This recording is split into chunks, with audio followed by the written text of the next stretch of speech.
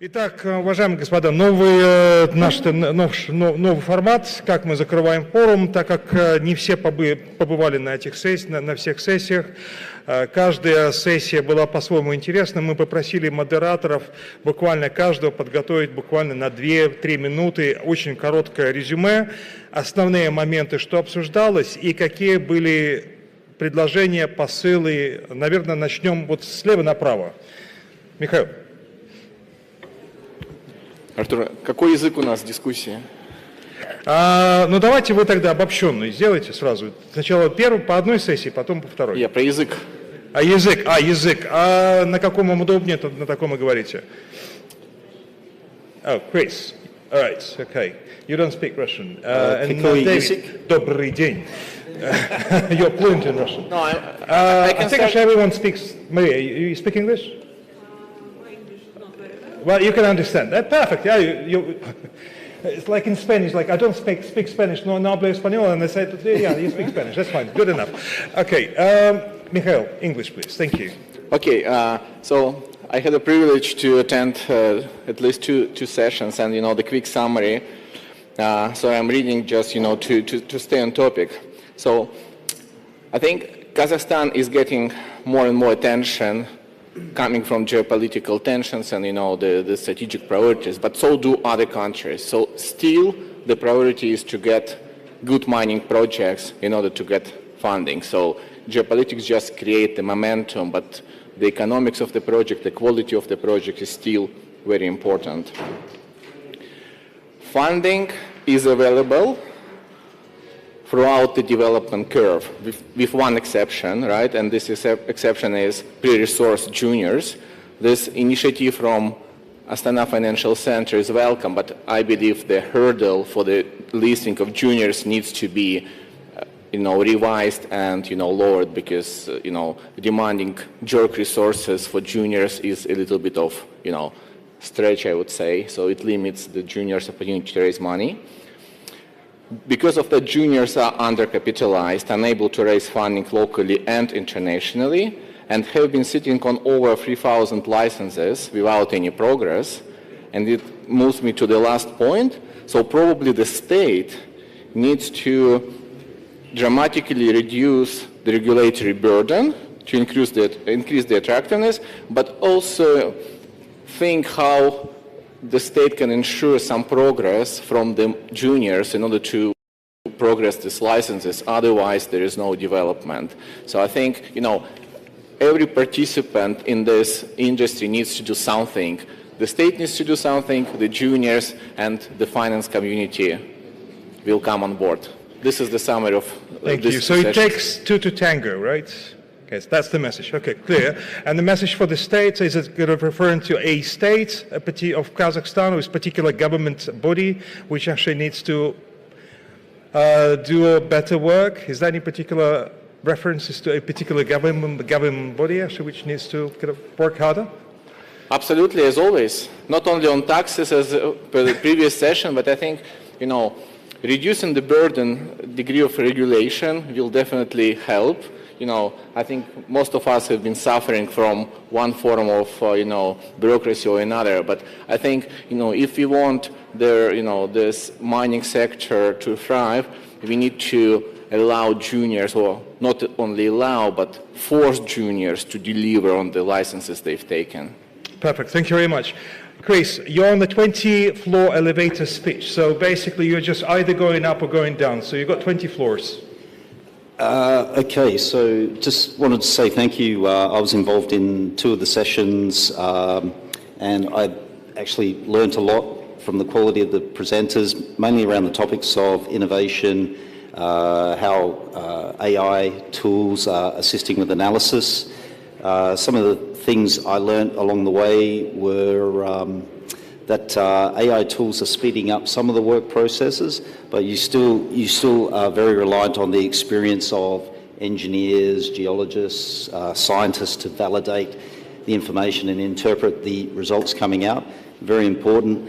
The presenters were able to join the dots on most aspects of the life of mine cycle. Very positive. And I think in the future, seems to me that there's going to be more work rather than less. What the AI tools are showing us is that it's speeding up some aspects of the work, but it's also exposing, let's say, weaknesses or opportunities to really have some material cost cutting, realise the value of resources, but that's going to require practical implementation, improvements of practices in industry. In other words, the more AI you get, the more work you'd have to do. Yeah, apparently there's no button. So no that's going salvation to, there. Thank you. Good, thank you very much. Professor Sabanov. Thank you very much. So I would like, first of all, to express my great thanks to invite me. Is that... One floor down already, okay. 19 floors down. Skip the thanks. Let's get to the bottom line, that's please. I got a pleasure to chair the session of the tailings. That was a really interesting topic here in Kazakhstan and around the world. That was a nice presentation showing that's the huge potential and that's the opportunity for all these natural resources in case of depletion. So that's you can use those technical mineral formation, name it as a tailings here in Kazakhstan, because from the oldest time the extraction was not very good, and now it's nice and very good potential to go with this further, and several presentations focused on them. One again, so I continue with this topic with the using of AI. So that's I actually presented there, and we proposed to use both a combination of geostatistical information and AI use. So how this could help to justify those clustering, because formation is not really geological stuff for geologists, because that's all tailings formated from the different processing plants with the different elements. So that's not really easy to estimate this in terms of the geological resources, in terms of the how to feeding the processing plant for reprocessing those tailings, and many other interesting questions arise during the session, and I was really enjoyed of the presenters. Thanks for this. Just one quick question. So Kazakhstan, specifically the state, is trying to encourage the miners actually to invest money into waste management, and there's some fiscal encouragement as well. So what's the conclusion of your session? So what everyone needs to do to get it to work, to get the work done. Again, implement AI money. AI for those who believe, because I'm as a professor, I suggest AI for my students, but for more professional people, of course, use your experience and knowledge. But again, so international standards could be applied to the Kazakhstan with some difficulties, but anyway, this could be working very well. Okay, understood.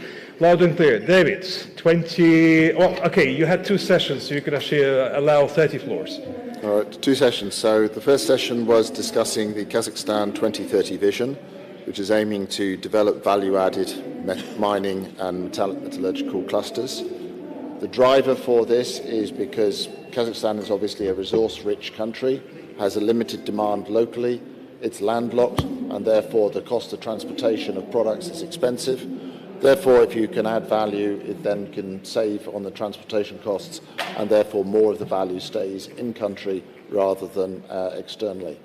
So the concept is fairly straightforward and easy. We then talked a bit about the practicalities of this sort of approach. The challenges are, so for example, Kazatomprom, which is perhaps more further down the road, the challenge they have is to then go into the enrichment and these aspects. This is a politically sensitive aspects, and the technologies available there is some reluctance to share some of the initiatives or the information. Otherwise, it was largely interest. However, there's got to be financial logic for it in order to support. There is some funding available through Bitarec to be able to support proper initiatives.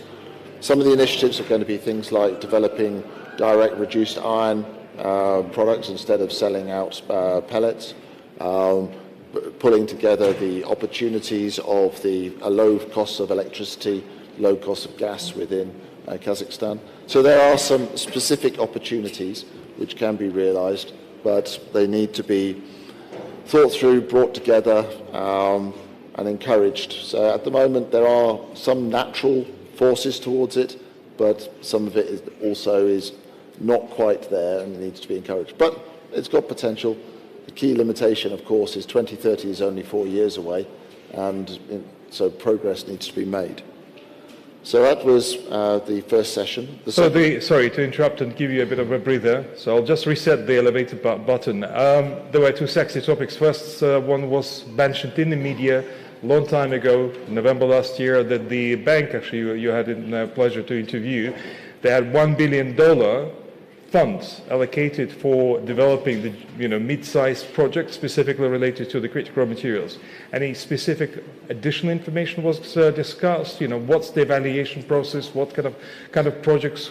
So they're mainly looking for the shovel-ready projects. They're not supporting the exploration stage projects. So possibly in the study phase, but really more looking to support the implementation side. So again, not necessarily embracing great risk, but at least making funds available. Okay, and the question regarding Kazatomprom. So we had a discussion with Kazatomprom when we were inviting them to the mining forum, and they said their initial reaction was like, we are not a mining company, we are an energy company. We got nothing to do with mining anymore, because we are kind of more in line with the energy, the process. So what came up with this? Thank you. Did you actually have a discussion? Are they still miners, and what's the... Well, they're still miners in so much that they represent a very large percentage of the world production. They are the main producers of low-cost uranium. The demand for uranium is forecast to increase. And as I said earlier, the key thing is to work out how to get further to the energy side of things. They obviously have a certain degree of leverage as being a major supplier, but moving into the refining stage is challenging, and also there are a number of incumbent players who are perhaps reluctant to invite them in. Okay, clear. Okay, and then the second session you moderated this morning. So the second session was about looking at taking projects forward. So it was a combination of, we looked at some technical aspects with regards to specifically geotechnics, whether for open pit or underground, and how understanding the details and the opportunities is enabling either on the open pit to be able to come up with better slope designs and save money and improve management of risk, or underground to be able to reduce dilution and add value in this way. Also talked about the project being developed in Kazakhstan and how the development of that project was much easier than the development of projects in other countries due to the combination of the open terrain, due to the skilled workforce available, due to the regulatory regime encouraging development. So they didn't have to worry too much about land rights and contesting access to sites. So they were quite positive about that. And I was talking about how companies can accelerate their time going from discovery to production if they understand what is required for a successful startup, and then build all that work into their study program from the beginning. So beginning with the start in mind, and how that can accelerate or reduce the time it takes to go to develop projects. Currently is averaging 18 years. So by doing this, it should be able to bring back 3 or 4 or 5 years, and that will take a project which is worth 500 million, and that would add 150 million to the value of the project. So when we actually discussed this particular topic of your session, so one of your headlines was that the Central Asia, not just Kazakhstan, but across Central Asia, all the projects actually become a bit more difficult to execute because of the shortage of skills, because there's an educational part and is missing because there was no like a gap in investment in educating. Has this been addressed at this session? Is that the main issue, or what's the outcome? It wasn't a key issue. No. It was felt there was a number of skills, not necessarily sufficient skills. There would certainly be a desire for more training, more skills from the professor. But at the same time, there is good opportunity. So fundamentally, the skills can be grown, they can be developed. Obviously, a key aspect is to make sure people develop skills in critical thinking, develop skills in understanding the link between the different disciplines. There's still a tendency towards silo thinking, but the opportunity is there. Understood. Thank you very much. Мария, вы можете по-русски?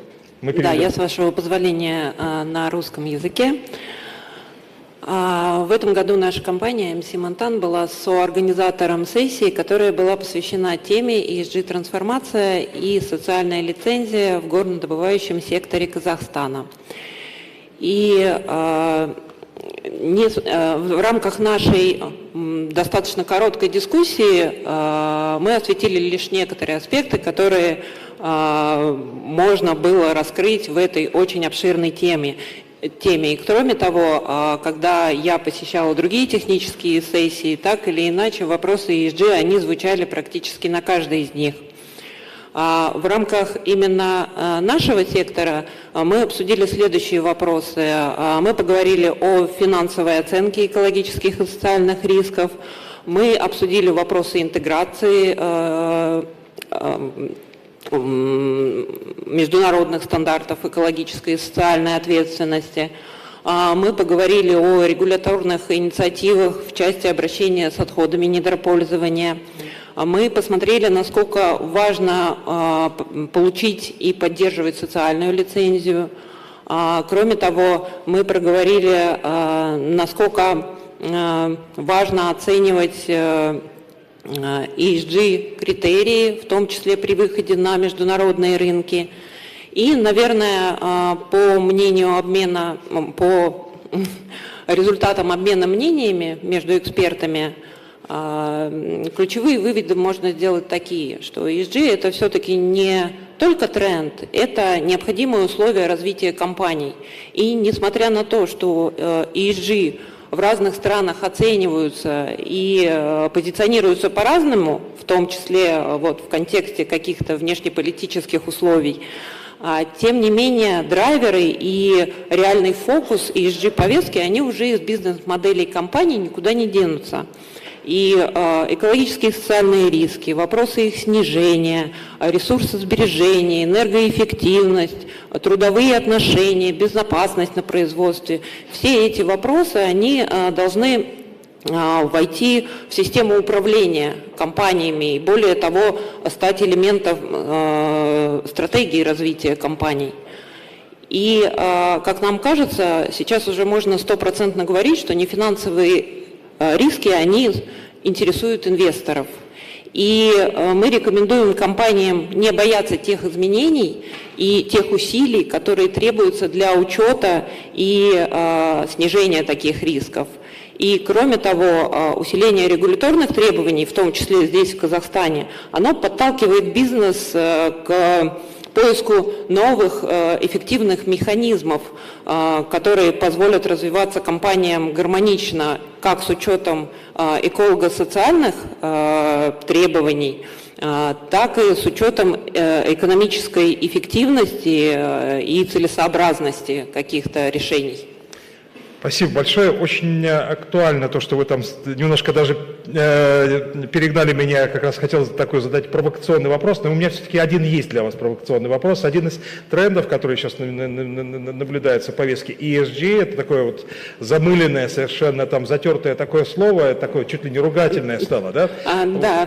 Да, причем это уже тренд такой глобальный. Возможно, это Казахстана не касается, но глобально то, что мы видим, идет резкое сокращение сотрудников, департаментов, и практически сокращение департаментов ESG.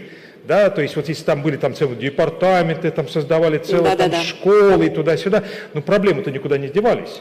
То есть вот что происходит внутри в системах управления компанией? Мне кажется, что тут основной момент, который нужно отметить, что когда ESG только начал зарождаться, мы легко перешли вот эту вот грань гринвошинга, да, между честной открытостью и реально реализуемыми какими-то инициативами и мероприятиями и вот этими галочками ESG-рейтингов, теми галочками, которые в публичной отчетности мы все проставляем, как бы перешли от реальных действий к пиару. И я думаю, что спустя некоторое время мы это просто-напросто перерастем и заново взглянем на эту ESG-повестку, и она уже будет не элементом хвастовства о том, как мы заботимся там о нашей планете, о наших трудовых ресурсах и так далее, о безопасности населения, о защите окружающей среды, а это будет именно глобально осознанная необходимость того, что это должно происходить именно так. Очень интересно. Меньше деклараций, больше работы. Спасибо большое. Спасибо. Иван, I think I will switch back to English so to be consistent. I will try. Thank you. Well, yeah, thank you. My session was early morning, 2 hours, 8 speakers. It was quite great. But it was, I will say, short. It was technical session. Half of the speakers said that provide the information about the real cases, about geophysics and so on.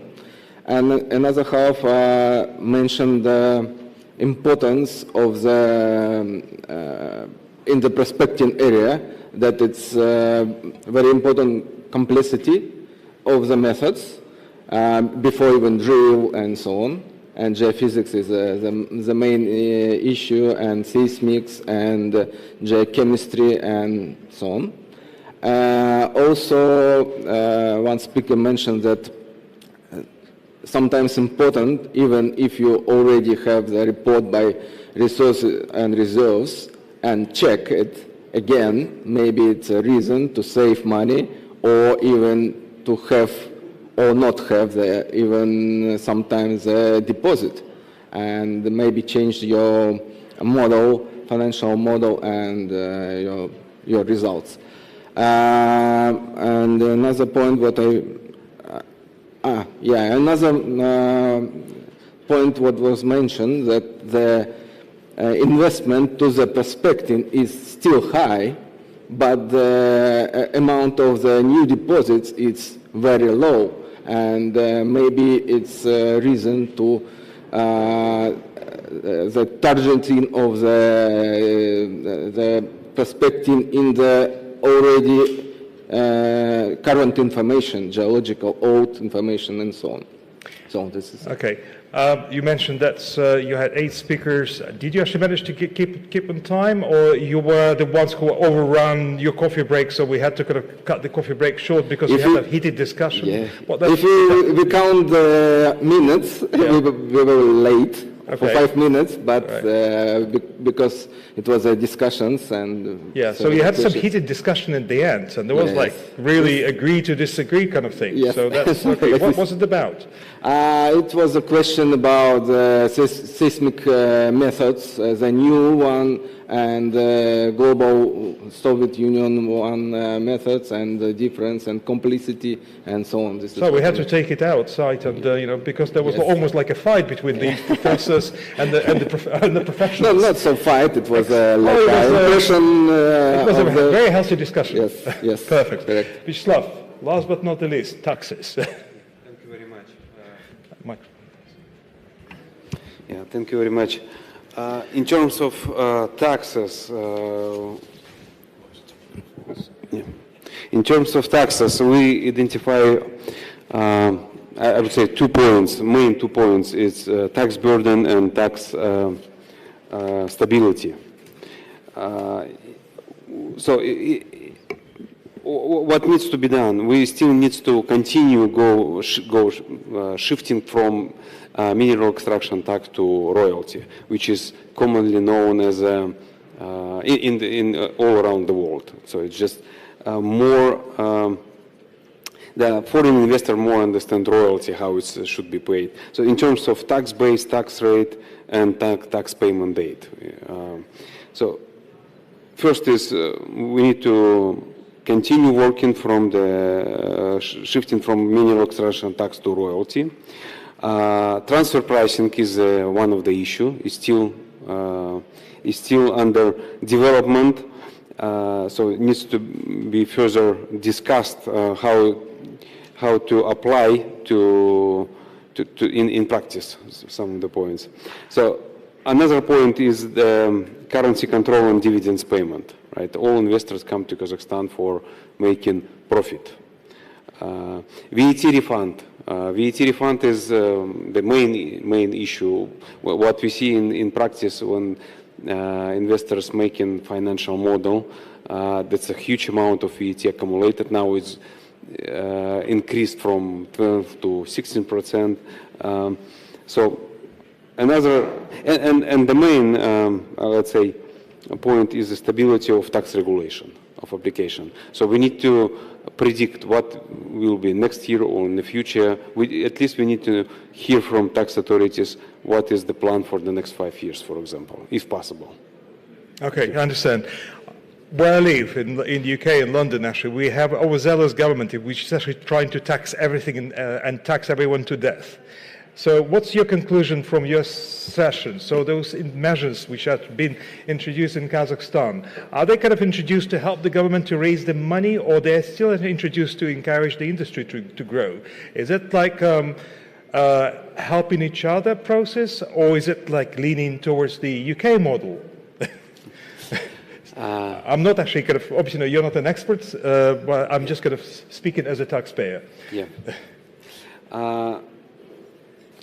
There's still, we see the intention of the government to make changes in favor of investors, foreign investors. But yeah, it should be done step by step because